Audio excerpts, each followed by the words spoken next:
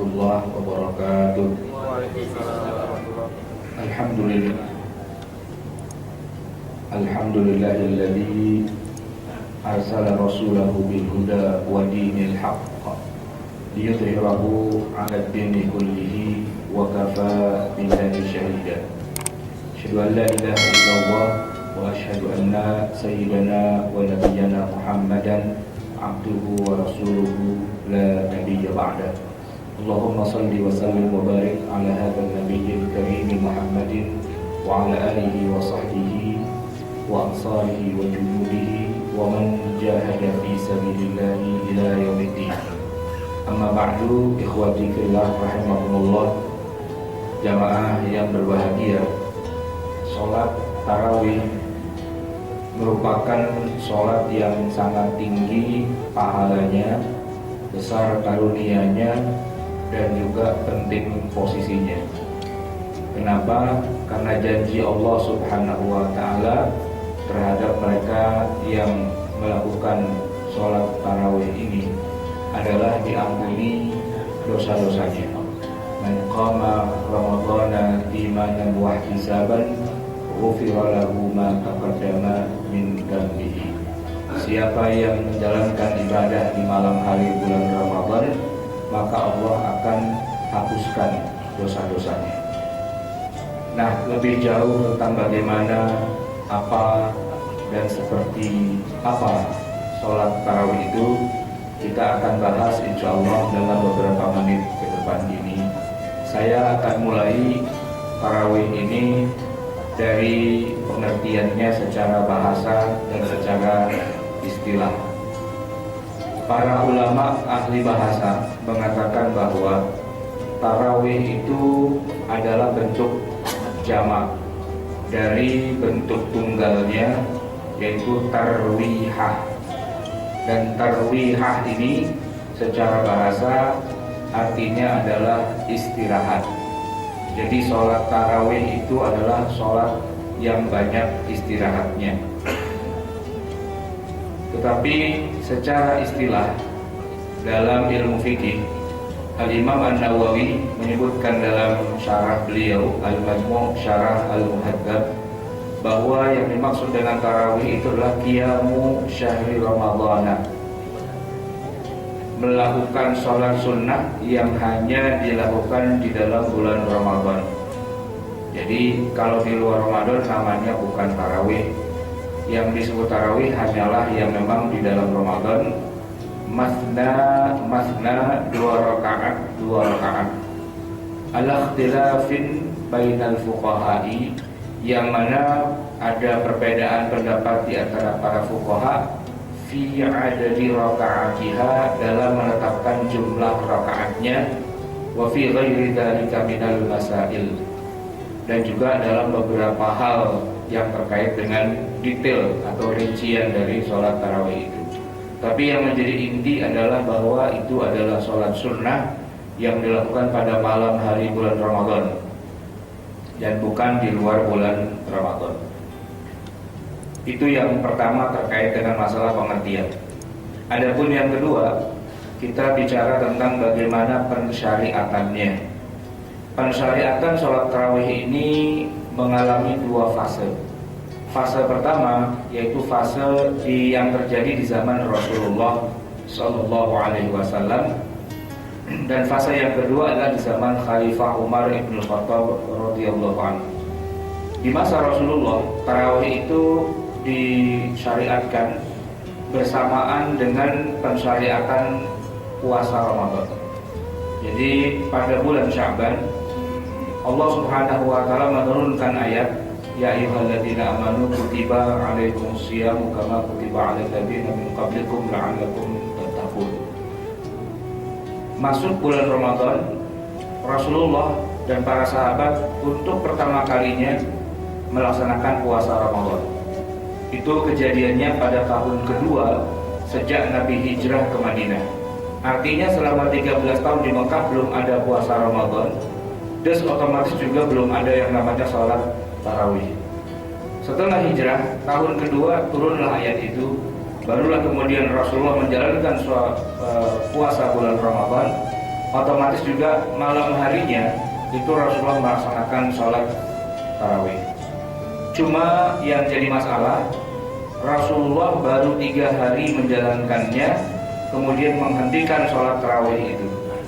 Jadi di masa Rasulullah pernah disyariatkan lalu ditinggalkan.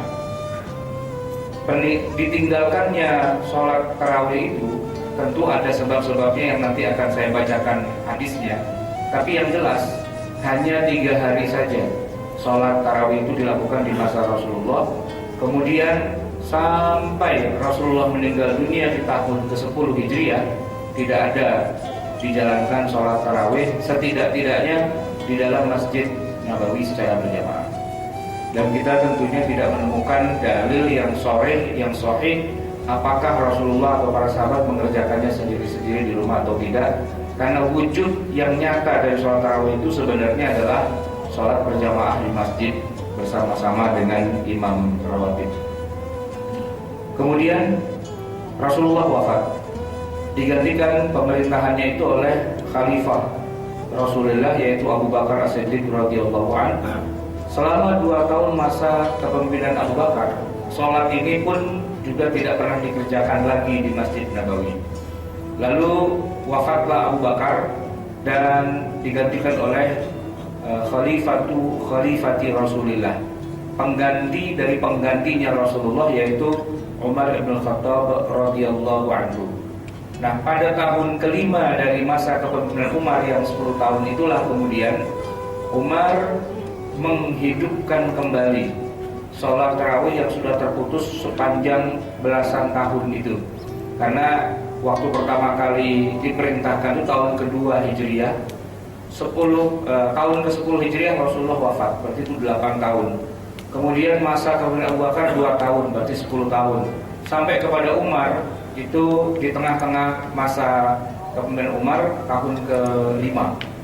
Jadi kurang lebih tarawih itu dikerjakan hanya 3 hari oleh Rasulullah, kemudian libur selama 15 tahun, dan baru kemudian dihidupkan kembali di zaman Khalifah Umar di tahun ke-5 Hijriah. Nah, jamaah yang dimuliakan Allah, maka sholat ini menjadi cukup unik dibandingkan dengan sholat-sholat yang lain, karena inilah satu-satunya sholat yang pernah dikerjakan oleh Nabi, tapi kemudian dihentikan, tidak dijalankan. Lalu apa yang menyebabkan Rasulullah menghentikannya? Ada hadis yang diriwayatkan oleh Imam Bukhari dan Imam Muslim lewat periwayatan dari Aisyah radhiyallahu anha. Aisyah bercerita begini: Shalla Nabi sallallahu alaihi wasallam fil masjid dzata lailatin fa shalla bi salatihi nasun. Suatu malam Rasulullah itu mengerjakan sholat sunnah sesudah sholat Isya. Ya, artinya sesudah Isya itu beliau tidak pulang di dalam masjid, di luar dari sholat yang fardu. Dan banyak orang yang kemudian ikut sholat di belakang Rasulullah. Tsumma shalla minal qabilah wa kathuran nas. Malam berikutnya Rasulullah mengerjakan sholat itu lagi dan makmum atau jamaahnya tambah banyak. Tsumma ijtama'u fil lailati tsalitsati aw ar-rabi'ah. Dan begitulah mereka berkumpul pada malam ketiga dan malam keempat. Ya. Falam yakhruj ilaihim Rasulullah. Tapi pada malam keempat itu Rasulullah tidak keluar lagi dari rumahnya. Artinya selesai beliau sholat Isya, beliau pulang dan tidak keluar lagi untuk mengerjakan sholat yang sudah dilaksanakan 3 malam berturut-turut itu.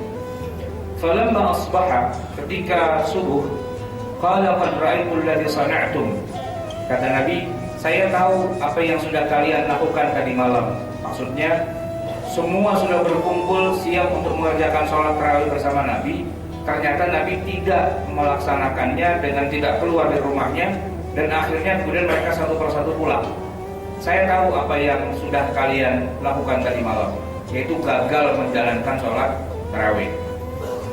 Lalu disitulah kemudian Nabi mengklarifikasi apa alasannya. Falam yamna'ni minal khuruji ilaikum. Tidak ada satupun yang mencegah aku untuk keluar bertemu dengan sholat tarawih bersama kalian. Illa an khasyitu an tuftarada 'alaikum. Kecuali karena aku takut sholat ini diwajibkan kepada kalian. Qala dzalika fi Ramadan, disebutkan itulah kejadiannya pada bulan Ramadan. Jadi jamaah yang dimuliakan Allah, Rasulullah menghentikannya karena beliau takut sholat ini diwajibkan.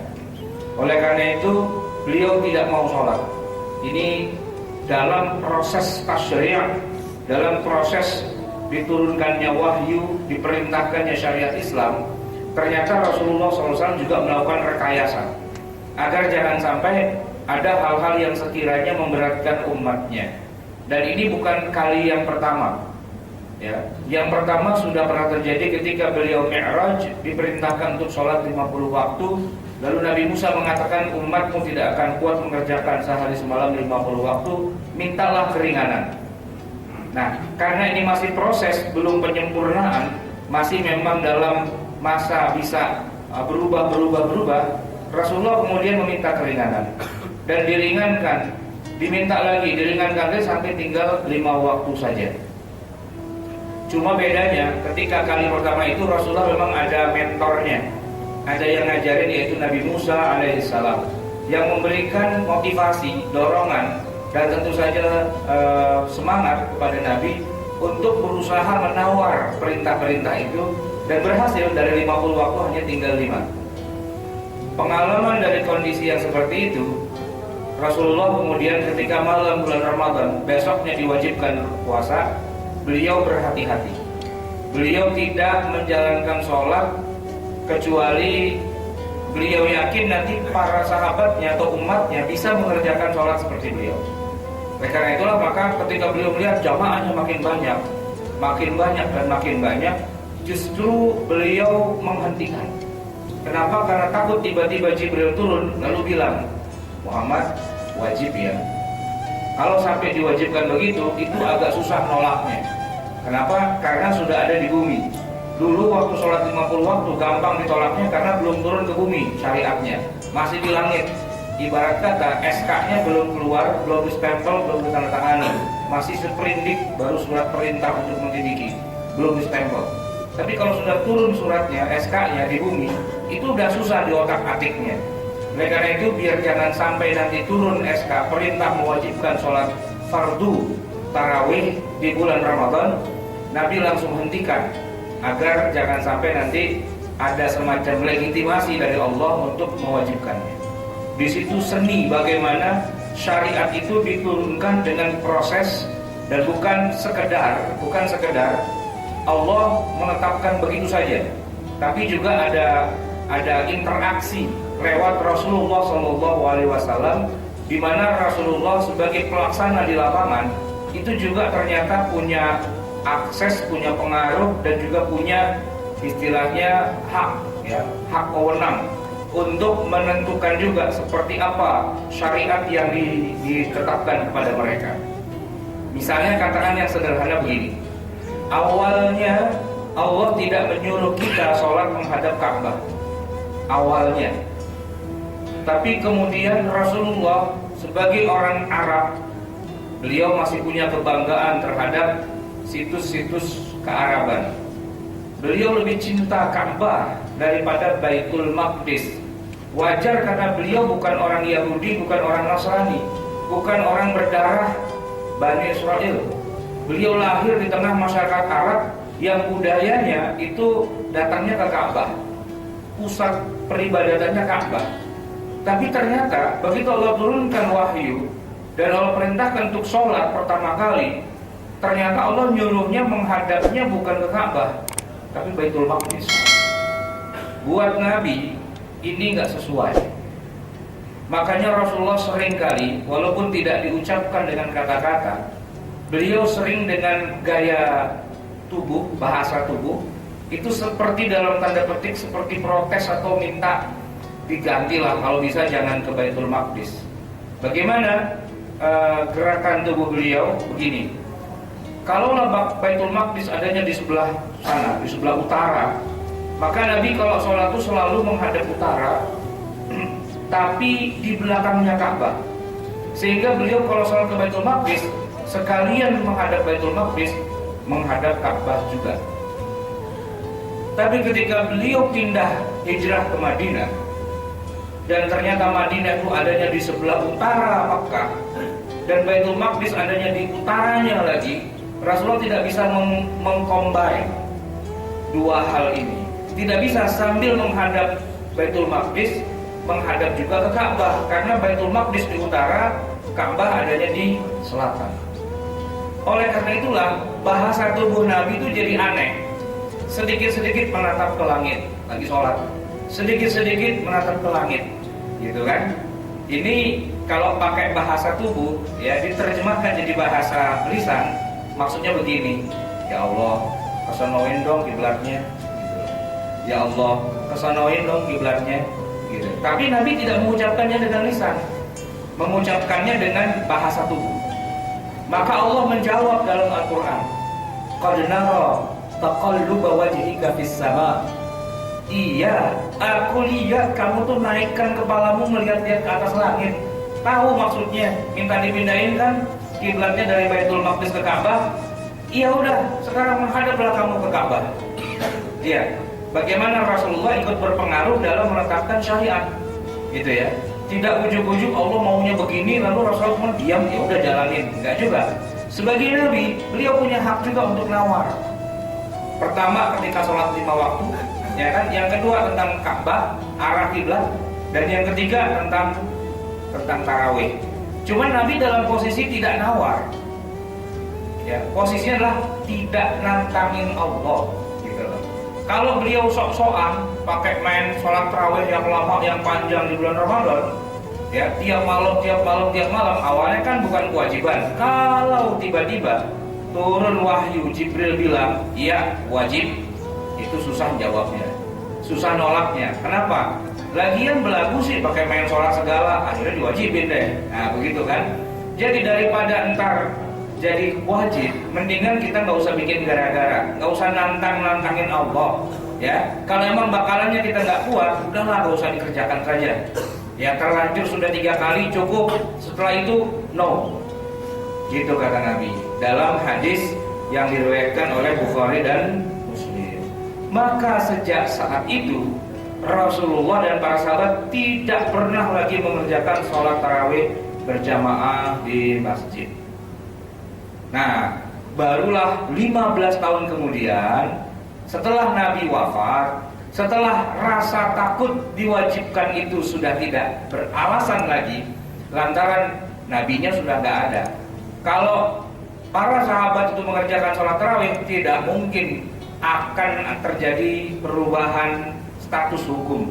Yang tadinya sunnah menjadi wajib, tidak mungkin. Kenapa? Karena harus ada Nabi Muhammadnya sebagai nabi. Sebab Allah tidak menurunkan wahyu kepada Umar, tidak menurunkan wahyu kepada Utsman atau Ali atau sahabat yang lain. Kalau sampai Jibril turun kepada Umar bilang ini wajib, berarti Umar jadi nabi dong. Nah, tidaklah, Umar bukan nabi, ya kan? Tidak mungkin turun wahyu, tidak mungkin berubah statusnya dari sunnah berubah menjadi wajib. Oleh karena itulah di zaman Umar dihidupkan kembali dengan satu kemenangan. Ternyata sampai akhir hayatnya, sampai finish, tidak pernah sholat tarawih itu berubah status menjadi wajib. Terakhir Nabi mengerjakannya bersama sahabat, itu statusnya hanya berhenti sampai sunnah. Dan dihentikan bukan berarti kesunahannya hilang, tapi dihentikan karena takut diwajibkan. Begitu selesai masa pensyariatan, sudah tutup buku, gitu kan? Kesunahannya tetap masih ada. Walaupun baru dihidupkan ya 7 tahun kemudian, tapi ya lebih baik terlambat dari tidak sama sekali. Baru kemudian di masa Umar itu dihidupkan kembali dan seluruh sahabat sepakat, ya kita kerjakan sholat yang sempat libur selama 15 tahun terakhir ini. Jadi jamaah sekalian yang dimuliakan Allah, sholat tarawih itu memang sejarahnya unik, berliku, dan juga tidak seperti yang biasanya kita kenal dalam pensyariatan. Jamaah yang dimuliakan Allah, ada 8 alasan untuk kita mengatakan bahwa tarawih itu bukanlah tahajud. Alasan yang pertama, dari sisi masa pensyariatan saja, tahajud dan tarawih itu berbeda. Tahajud itu sudah disyariatkan jauh sebelum Nabi berangkat hijrah ke Madinah. Bahkan para ulama sebagiannya menyebutkan bahwa jauh sebelum ada sholat 5 waktu, ya, sebelum ada sholat pagi dan petang, gitu ya. Yang pertama kali disyariatkan itu justru adalah sholat tahajud. Wahyu yang pertama turun memang belum bicara tentang kewajiban-kewajiban sholat, tapi wahyu yang kedua turun, ya ayyuhal muzammil qumil laila illa qalila, bangunlah kamu di waktu malam kecuali sedikit, nisfahu awin minhu qalila, setengahnya atau kurang dari itu sedikit. Dan para ulama sepakat mengatakan bahwa yang dimaksud dengan qumil laila, bangunlah di waktu malam, tidak lain dan tidak bukan itu adalah sholat tahajud, yang pada masa awal pensyariatan hukumnya wajib. Sebelum ada sholat 5 waktu, tahajud itu hukumnya wajib. Beda dengan sholat tarawih. Dari awal tarawih itu tidak pernah diwajibkan, dan belum pernah ada sholat tarawih selama 13 tahun di Mekah. Baru ada di Madinah tahun kedua. Itu pun Nabi hanya mengerjakannya 3 kali saja, dan setelah itu tidak pernah dikerjakan lagi. Jadi perbedaan yang pertama dari sisi waktu kapan disyariatkannya. Perbedaan yang kedua dari sisi ya pelaksanaannya. Kalau tahajud itu sudah disyariatkan sejak awal mula turun wahyu sampai 23 tahun kemudian tetap masih berlaku, tidak pernah diliburkan, tidak pernah dihentikan. Sedangkan tarawih dimulainya pada tahun kedua Hijriah, dilaksanakan 3 malam saja, dan pada saat itu juga kemudian langsung dihentikan pelaksanaannya. Itu perbedaan yang kedua. Tahajud tiap malam tidak pernah diubah, sedangkan tarawih hanya 3 kali saja. Perbedaan yang ketiga, ya sebagaimana sudah disebutkan tadi definisinya oleh Al-Imam Nawawi, yang namanya tarawih itu hanya ada di bulan Ramadan dan tidak pernah dikerjakan di luar bulan Ramadan. Ya, sedangkan tahajud dikerjakan oleh Nabi di dalam bulan Ramadan dan juga dikerjakan di luar bulan Ramadan. Ya, makanya ada hadis dari Aisyah yang juga sahih diriwayatkan oleh Imam Bukhari, makana yuzidu fi Ramadan wa la ghairihi ala 11 rak'atan. Rasulullah tidak pernah menambahkan lebih dari 11 rakaat, baik di dalam bulan Ramadan ataupun di luar bulan Ramadan. Jadi di luar Ramadan ya 11 juga, di dalam Ramadan 11 juga. Nah, hadis itu tegas menyebutkan itulah sholat tahajudnya Rasulullah Sallallahu Alaihi Wasallam.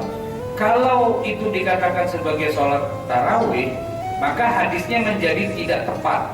Karena bunyinya Nabi tidak pernah menambahkan sholat di dalam bulan Ramadan atau di luar Ramadan lebih dari 11 rakaat. Padahal tarawih itu tidak pernah dikerjakan di luar bulan Ramadan. Jamaah yang dimuliakan Allah, perbedaan yang keempat, sholat tarawih yang dikerjakan oleh Nabi itu cuma 3 kali, itu 3-tiganya dikerjakan di masjid. Sedangkan sholat tahajud kebanyakan Nabi mengerjakannya sendiri. Walaupun pernah juga dalam beberapa kejadian Nabi mengerjakannya di masjid. Tetapi yang menarik adalah bahwa tarawih itu ciri khasnya dikerjakan di masjid dengan berjamaah dan dengan jumlah orang yang sangat banyak, yang justru karena saking banyaknya itulah akhirnya tarawihnya dihentikan. Takut diwajibkan, kenapa? Kok jadi euforia nih, jadi semakin banyak, maka dihentikan. Sementara sholat tahajud Nabi belum pernah diriwayatkan Nabi sholat tahajud sampai jamaahnya penuh semasjid. Enggak. Kebanyakan Nabi sholat tahajud sendirian. Walaupun pernah juga ada 1-2 orang sahabat yang nekat ikut menjadi imam, menjadi makmum dengan Nabi waktu sholat tahajud itu. Cuma kebanyakannya setelah ikut sholat tahajud itu mereka kemudian bertaubat. Ya, bertaubat dalam arti kapok, tidak mau ikut lagi tahajud bersama Nabi. Karena Nabi agak-agak ekstrim dalam sholat tahajudnya itu. Beliau terlalu lama mengerjakan sholatnya. Karena disebutkan memang dalam hadis yang sahih, rakaat pertama saja Nabi menghabiskan 3 surat. 3 surat itu bukan qul huwallahu, qul a'udzu birabbil falaq, qul a'udzu birabbin nas, tapi 3 surat itu 3 surat Al-Baqarah, Ali Imran dan An-Nisa. Untuk rakaat yang pertama saja, dan rukuknya selama itu, iktidalnya selama itu, sujudnya selama itu, dapat 2 rakaat, pulang tuh sahabat. Kenapa? Taubat, saya ikutin sholat kayak gini, nggak lagi-lagi. Ya kenapa? Saking panjang dan saking lamanya. Padahal makmumnya cuma satu. Begitu tahu Nabi sholatnya kayak gitu, bubar. Akhirnya Nabi sholat sendirian lagi. Tapi dalam sholat tarawih tidak seperti itu. Sholat tarawih itu kebanyakan dilakukan di masjid memang semuanya, dan makin hari bukan makin sedikit, ya, makin banyak. Ya, walaupun cuma 3 hari. Disitulah nanti ada kesamaan sholat tarawihnya Nabi dan para sahabat itu dengan sholat tarawihnya kita di zaman sekarang. Ya, cuman ada juga perbedaan. Persamaannya, Nabi dan para sahabat itu sholatnya cuma 3 kali doang. Kita juga banyak masjid-masjid yang cuma sholat tarawihnya cuma 3 hari. Maksudnya ramainya cuma 3 hari doang, gitu ya. Setelah itu kemudian pindah tarawihnya ke mall, pindah tarawihnya ke mana-mana, ke jalan, ke tempat macet dan seterusnya. Tapi ada persamaannya, yaitu ya 3 harinya itu, ya. Baik jamaah yang dimuliakan Allah, perbedaan yang kelima, tarawih dengan tahajud itu bedanya adalah tarawih dikerjakan sebelum tidur. Sedangkan tahajud itu dikerjakannya sesudah bangun dari tidur. Tahajud itu secara hukum atau secara status disebutkan sholatul tatawwu' fil laili ba'dan naumi. Salat yang dikerjakan sesudah bangun tidur, dan itu hukumnya tatawwu', hukumnya sunnah. Maka tahajud itu tidak dikerjakan habis sholat isya begitu langsung, tidak. Ya, habis sholat isya begitu langsung itu adalah sholat tarawih. Adapun tahajud itu dikerjakannya sesudah orang bangun dari tidur, ba'dan naumi, gitu ya. Kemudian yang keenam, perbedaannya adalah jumlah rakaat tarawih itu khilafiyah di antara ulama, tidak ada yang menyepakatinya.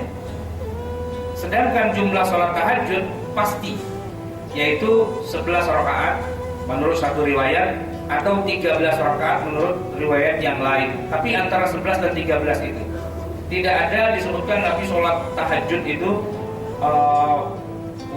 jumlahnya lebih dari 11 atau 13 rakaat, atau cuma 2 misalnya, atau cuma 3, 4, enggak. Tapi antara 11 dengan 12 itu menurut perbedaan riwayatnya. Karena di dalam hadis disebutkan kana Rasulullah SAW yusolli minal laili 13 raka'atan. Ini hadis sahih Muslim, bahwa Rasulullah salat malam itu 13 rakaat, sedangkan hadis Bukhari menyebutkan ala 11 raka'atan, 11 rakaat. Adapun salat tarawih ini jumlahnya berbeda-beda pendapat di antara para ulama, terbagi menjadi 2. Yang pertama mengatakan bahwa jumlahnya itu tertentu, dalam arti ada angkanya, entah itu 20, entah itu 30, entah itu 40 dan seterusnya, ya. Sedangkan pendapat yang kedua mengatakan tidak ada batasannya, berapapun jumlahnya. Nah, yang mengatakan tertentu itu juga beda-beda pendapat lagi. Yang paling umum adalah yang mengatakan 20. Yang paling umum, saya katakan paling umum karena hampir semua mazhab yang 4 itu bilang 20, gitu ya.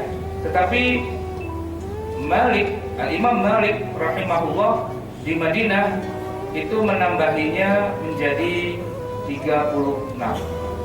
Kenapa kok 36? Karena begini, ketika beliau mendapati di Mekah, orang-orang di Mekah itu sholat tarawih dengan 20, lalu mereka juga sama-sama 20, gitu ya. Menurut Imam Malik, kita ini kalah skor dengan Mekah. Sebab Mekah itu Masjid Nabawi yang kalau sekali sholat pahalanya berkali-kali lipat Masjidil Haram. Nah, sedangkan Madinah cuma Masjid Nabawi yang kalau sholat pahalanya nggak sebanyak seperti yang di Masjidil Haram di Mekah. Oleh karena itu, oleh Imam Malik ditambahin lagi ya, dari 20 menjadi 36, hampir 2 kali lipatnya. Nah, maka mazhab Maliki menyebutkan bahwa jumlah sholat tarawih itu adalah 36. Imam Ibnu Taimiyah rahimahullah mengatakan yang paling afdol sholat tarawih itu adalah 40 rakaat. Kenapa? karena untuk mengejar sholat yang ada di Masjid Nabawi atau juga di Masjidil Haram. Jadi paling tidak 40 rakaat lah gitu. Nah itu pendapat yang paling masyhur, tapi ada juga pendapat yang kurang masyhur, yaitu yang menyebutkan bahwa jumlahnya boleh kurang dari 20, kurang dari 40, yaitu cuma 8 rakaat saja, dengan mengkias antara sholat tahajud dengan sholat tarawih. Tahajud itu 11 rakaat, itu 8 dan 3 dianggap witir, 8 dianggap sholat malamnya. Nah dikiaslah antara tahajud yang 11 rakaat itu dengan sholat tarawih. Dan kita di Indonesia ini ya terbelah dua. Kalau di kampung-kampung itu pakai yang 20, tapi yang di kota-kota gitu ya, yang di mall gitu ya, biasanya pakai yang lebih sedikit, yaitu yang 11. Dari mana angka 11? Kias terhadap tahajud. Seolah-olah tarawih ini disamakan dengan tahajud. Boleh apa enggak? Ya tentu jawabannya boleh. Kenapa? Orang tarawihnya aja sunnah, kok orang nggak tarawih aja nggak apa-apa kok. Boleh kan? Nah gitu. Bahkan ada juga yang 11 rakaat itu masjidnya, tapi dia dapat 3 rakaat, 4 rakaat juga pulang gitu ya. Ya nggak apa-apa juga gitu. Tidak jadi masalah. Nah, lepas dari masalah perbedaan jumlah rakaat dan sebagainya, sebenarnya ada satu hal yang ingin saya sampaikan terkait dengan apa yang dibaca di dalam sholat tarawih itu sendiri. Jamaah yang dimuliakan Allah, sesungguhnya ada bacaan yang sudah menjadi kebiasaan para ulama di masa lalu terkait dengan sholat tarawih itu sendiri. Jadi pertama ada 3 versi. Yang pertama mengatakan bahwa sebisa mungkin setidak-tidaknya dalam 1 bulan Ramadan itu sholat tarawih itu mengkhatamkan satu kali. Ya, di antaranya mazhab Al-Hanafiyah, di mana beliau menekankan setidak-tidaknya dalam sholat tarawih selama sebulan penuh bisa dikhatamkan 30 juz. Oleh karena itu maka kalau Ramadan itu dianggap 30 hari, 30 malam, maka 1 malam itu adalah 1 juz. Yang menurut mazhab Al-Hanafiyah ini hukumnya sunnah. Untuk itu bila imam membaca kira-kira 10 ayat ya, maka dalam 1 malam akan dibaca 200 ayat. 1 rakaat 10 ayat. 20 rakaat berarti 10 kali 20 200. 1 malam itu 200. Dan kalau dikalikan 1 malam 200 dikali 30, itu akan ketemu angka 6.000.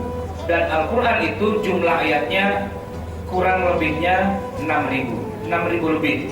Ada yang bilang 6.666, ada yang bilang 6.230 sekian dan sebagainya. Tapi angka besarnya adalah 6.000. Itu hitung-hitungannya. Jadi 1 rakaat 10 ayat.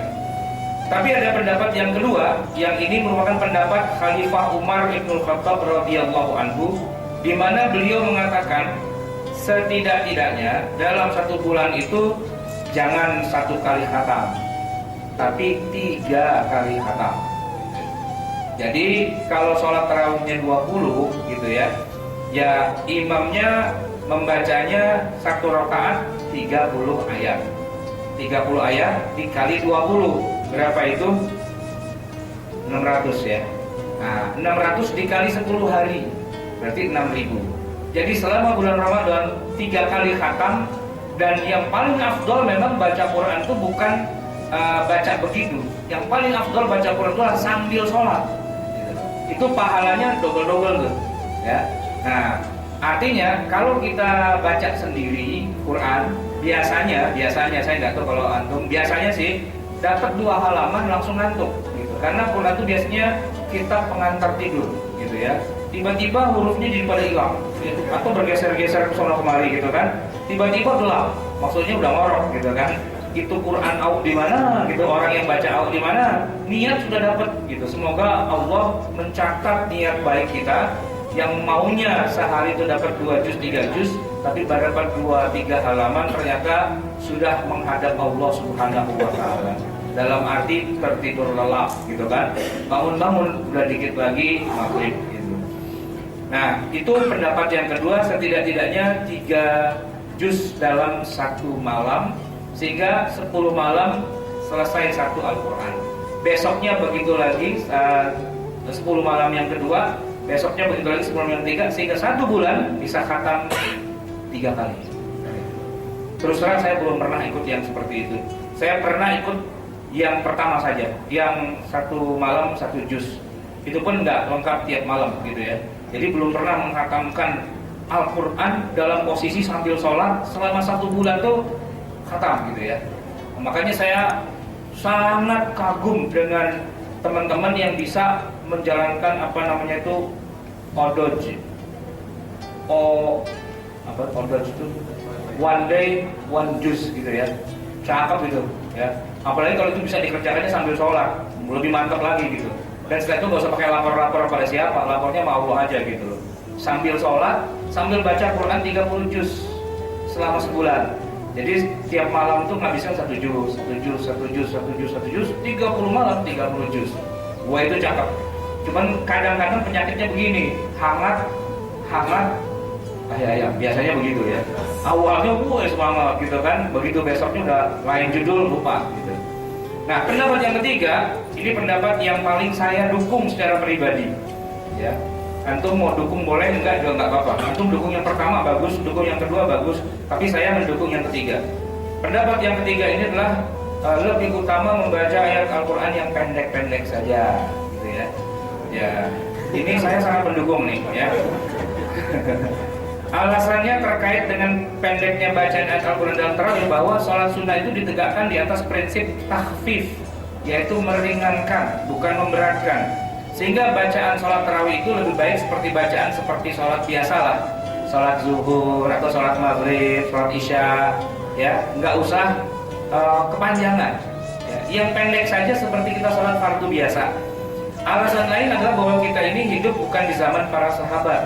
Sehingga kalau imam memaksakan diri untuk membaca 1 juz setiap malam, apalagi 3 juz setiap malam, dikhawatirkan jumlah jamaah menjadi tambah maju. Safnya maksudnya tambah maju kan, orangnya jadi berkurang.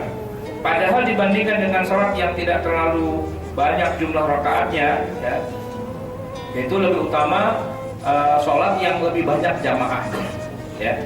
Panjang dengan jamaah sedikit, mana lebih baik? Dengan pendek-pendek tapi jamaahnya banyak.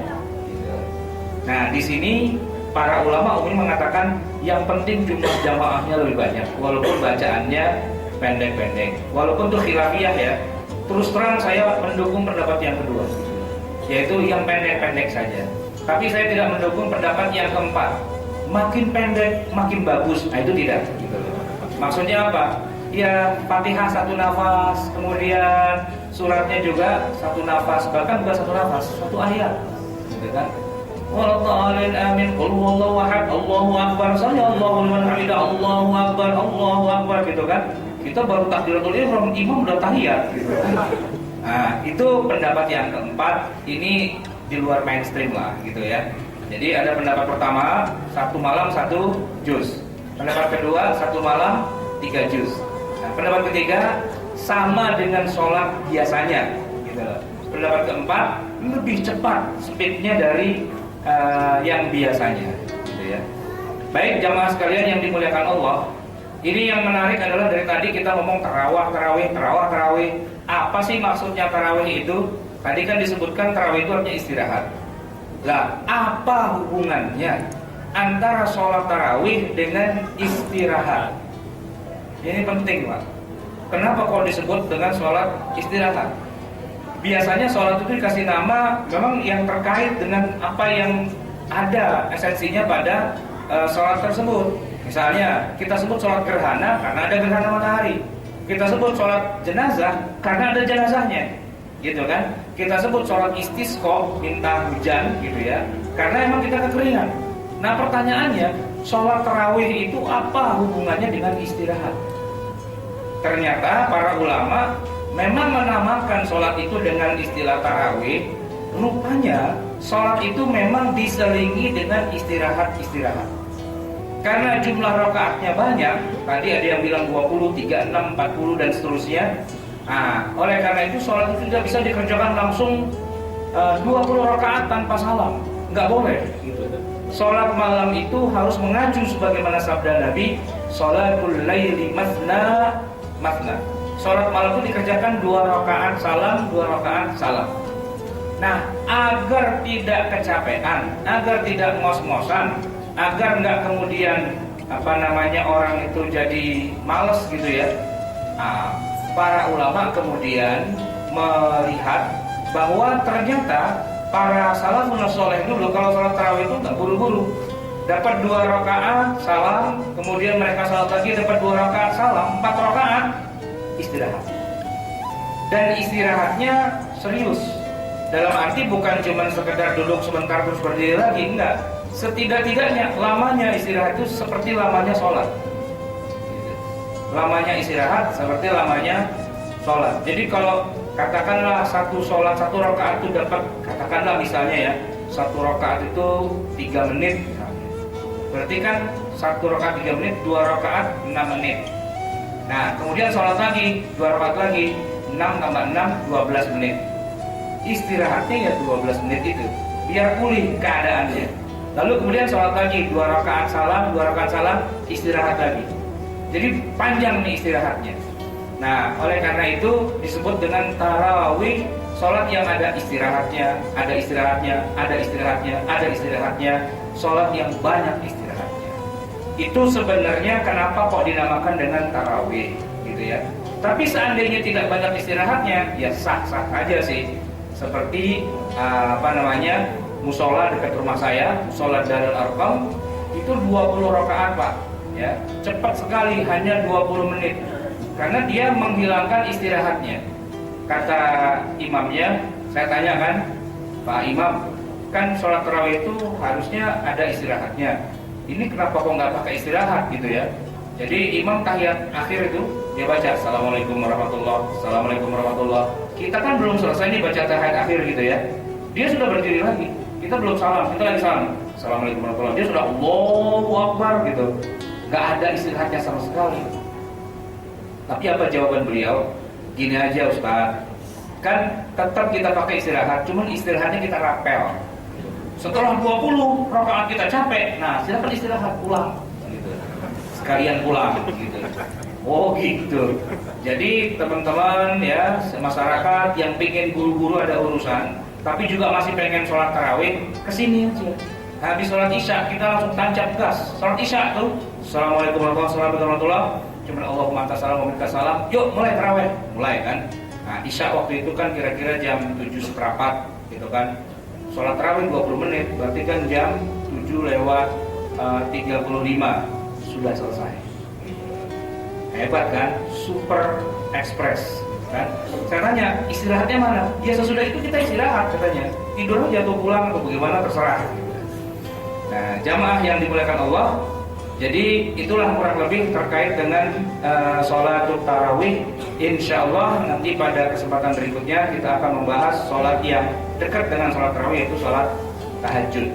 Ya, di mana di dalam bulan Ramadan, walaupun kemarin sudah lewat ya, kita disunahkan untuk mengerjakan sholat-sholat sunnah di malam hari, di antaranya yang tarawih ini dan juga sholat tahajud.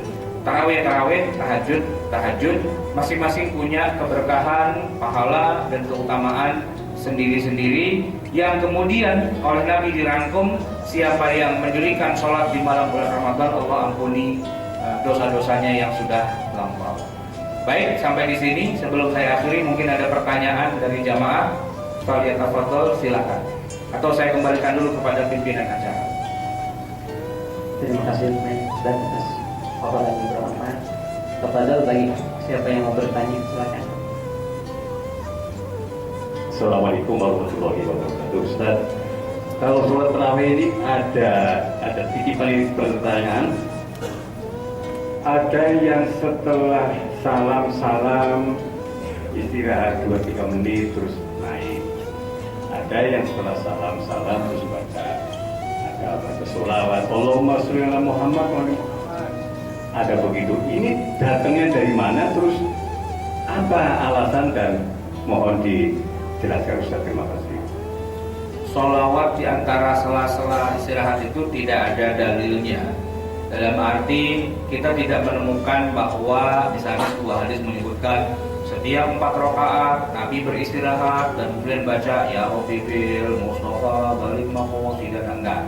Tidak ada satupun dalil terkait dengan hal itu. Sehingga semua sepakat, ya baik yang mengerjakan seperti itu ataupun yang tidak mengerjakan, semua sepakat memang tidak ada dalilnya. Nah, yang menjadi perbedaan adalah begini, bolehkah di sela-sela istirahat itu daripada cuma bengong kemudian ada yang membaca sholawat gitu. Bahkan bukan sholawat, bahkan kalau saya perhatikan kadang-kadang malah puisi, ya, syair, sastra gitu kan, puji-pujian dan sebagainya, bukan sholawat gitu loh. Nah, kalau saya secara pribadi sih nggak melakukannya, dalam arti karena tidak ada dalilnya. Tapi masalahnya kan saya nggak bisa bilang kepada pengurus masjid, diam, nggak usah pakai bunyi-bunyi. Kenapa? Kagak ada hadisnya lagi. Nah kalau kayak gitu kan ntar kita ditimpukin sama jamaah masjid karena sudah dianggap kebiasaan. Nah tinggal masalah kita bagaimana menghadapinya. Kalau di Masjidil Haram, di Masjidil Nabawi memang tidak ada budaya baca-baca itu. Nah tetapi jeda antara sholat tarawih yang pertama, kedua, ketiga itu cukup lebar. Dan biasanya ya memang diam saja, tidak ada bunyi-bunyian. Nah kita di Indonesia memang punya pola budaya begitu, daripada diam atau ngobrol kemudian baca sholawat. Sebenarnya kan baca sholawat itu tidak terlarang, cuma yang jadi terlarang kalau menganggap bahwa sholawat atau puji-pujian itu adalah bagian dari sholat itu. Itu aja yang harus diluruskan sebenarnya. Kalau saya sholat tarawih dengan beberapa jamaah itu kita bikin jedanya panjang, tapi bukan baca sholawat. Kita melakukan hal yang lebih berarti, yang lebih bermakna, yaitu kita makan. Ya, jadi jamaah tuh bawa makanan, taruh di belakang gitu ya, di meja gitu. 4 rakaat, kata imam, ya kita istirahat dulu. Itu di belakang ada biji salak, ya kan, ada kolak, gitu, ada apa? Yuk kita makan. Nah, jadi kita makan. Ini kan sesuatu yang bermakna, ya, berarti. Boleh apa enggak? Ya boleh-boleh aja, namanya orang istirahat, masa istirahat cuma diem aja gitu kan. Sementara pikiran masih berpikir, wah saya mau buru-buru nih selesai sholat tarawih, kenapa? Itu biji salak di rumah masih nungguin. Nah daripada begitu biji salaknya dibawa aja ke tempat sholat tarawih sekalian, jadi kita bisa santai ya kan. Sambil itu kita boleh ngobrol, sambil itu kalau ada ustadznya kita boleh nanya, ustadz mau nanya masalah ini, masalah itu dan sebagainya. Terjadilah diskusi sambil duduk, sambil nyender, nyantai. Begitu udah 10-20 menit, yuk kita terusin lagi sholat kita tarawihnya. Jadi kalau saya melakukan sholat tarawih itu 20 rakaat, mulainya 7:30, selesainya biasanya 10:30. Wah, orang menganggap hebat banget Ustaz, sholat tarawihnya sampai 3 jam. Tapi banyak istirahatnya sambil makan-makan dan sebagainya. Boleh-boleh saja, karena tidak ada ketentuan atau larangan tentang ngapain waktu lagi istirahatnya. Maka berhubung kita lagi bulan puasa, siangnya nggak boleh makan. Nah di sela-sela lagi tarawih itu, ya silakan aja pada nyiapin jajanan dan seterusnya sambil kita bermudzakarah, ngobrol dan sebagainya. Nah kalau baca sholawat saja boleh, masa makan nggak boleh? Itu kurang lebihnya seperti itu. Baik, ada lagi mungkin silakan. Ada lagi ingin tanya untuk ibunya, ada yang bertanya? Bertanya? Kalau nggak ada kita tutup ya sampai di sini. Kita tutup sampai di sini. Semoga Allah Subhanahu Wa Taala meridhai semua langkah kita. Bermohon ampun, semoga Allah hapus semua dosa-dosa kita. Adallahu wa iyyakum ajma'in. Wassalamualaikum warahmatullahi wabarakatuh. Terima kasih atas paparan kita. Kita tutup dengan membaca hamdalah dan doa.